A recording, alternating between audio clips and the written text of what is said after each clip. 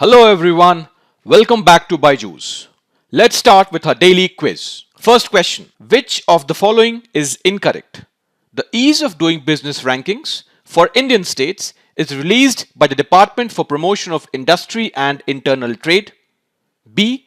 It is based on the Business Reform Action Plan which was launched in 2015. C. The purpose of the exercise is to create conducive business environment by streamlining regulatory structures. And D.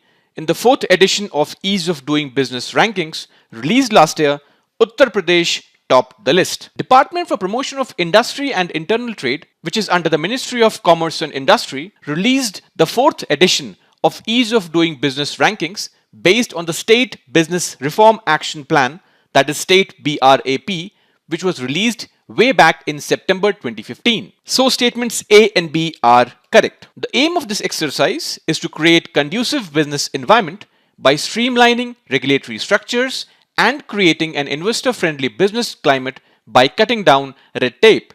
So statement number C is correct as well. However, it is Andhra Pradesh which has topped the rankings, followed by UP, Telangana, Madhya Pradesh and Jharkhand, whereas Tripura, Sikkim and Odisha were amongst the worst performing states. So D is actually incorrect because it is not UP but Andhra Pradesh which has topped the list. So the right answer is D. The question is based on one PIB article published yesterday which states that 4 more states, namely Assam, Haryana, Himachal and Punjab, have undertaken ease of doing business reforms stipulated by the Department of Expenditure under Ministry of Finance. Thus, these states have now become eligible to mobilize additional financial resources and have been granted permission to raise additional rupees 5,034 crores through open market borrowings. Moving on to the next question. Consider the following statements with respect to public service commissions in India. Number 1. The chairman and other members of UPSC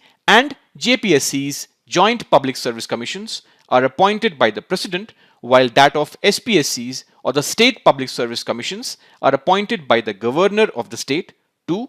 The members of UPSC and JPSCs shall hold office for a term of 6 years or until they attain the age of 65 years, while the members of SPSCs shall hold office for a term of 6 years or until they attain the age of 62 years. And lastly, statement number 3, the members of UPSC and JPSCs shall only be removed from office by order of the president, while that of SPSCs by order of the governor of the state. This question is based on one article published in Hindu yesterday which talked about how the government was ready to give UPSC aspirants another chance. So, the chairman and other members of a public service commission shall be appointed in the case of union commission or a joint commission by the president, and in the case of SPSCs, the state commissions, by the governor of the state. This means that statement number 1 is correct.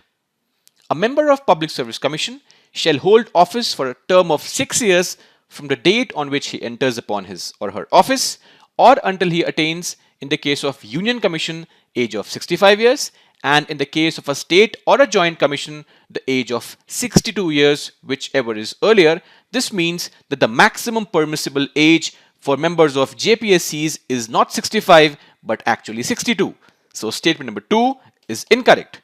Coming to statement number 3, the chairman or any other member of a public service commission, whether UPSC, SPSC or JPSC, shall only be removed from his office by order of the president and not by the order of a governor. So statement number 3 is incorrect as well. However, the president in case of UPSC or JPSC and the governor in case of an SPSC may actually suspend the chairman or any other member of the commission. This means that the right answer is C, 1 only. Moving on to the next question. Which of the following statements with respect to Pradhan Mantri Matru Vandana Yojana is or are incorrect? The objective of the scheme is to provide partial compensation for the wage loss in terms of cash incentives so that women can take adequate rest before and after delivery of the first living child. 2.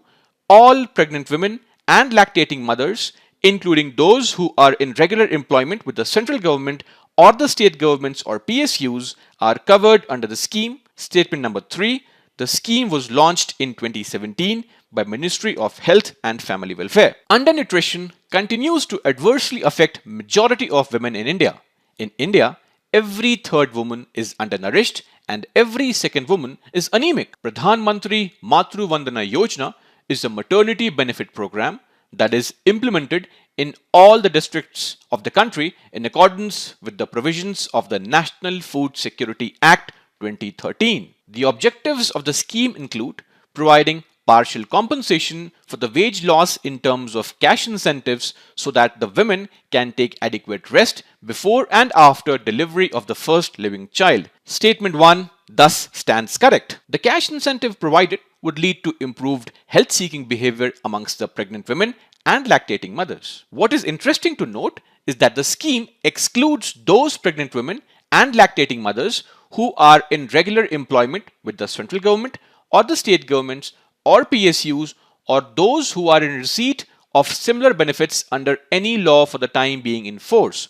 So statement number 2 is incorrect because the scheme does not include but exclude such category of women. Finally, the scheme was launched in 2017 by the Ministry of Women and Child Development and not by the Ministry of Health and Family Welfare. So statement number 3 is incorrect as well. The right answer being C, 2 and 3. This question is based on one news item from Hindu which states that the centre informed the parliament that the government's maternity benefit scheme or Pradhan Mantri Matru Vandana Yojana has crossed 1.75 crores eligible women till financial year 2020. It's time for a prelims question. With reference to Swadeshi movement, consider the following statements. It contributed to the revival of the indigenous artisan crafts and industries. The National Council of Education was established as a part of Swadeshi movement. You can pause the video and take an attempt at the question. On the 15th of August 1906, the National Council of Education was set up to organize a system of education,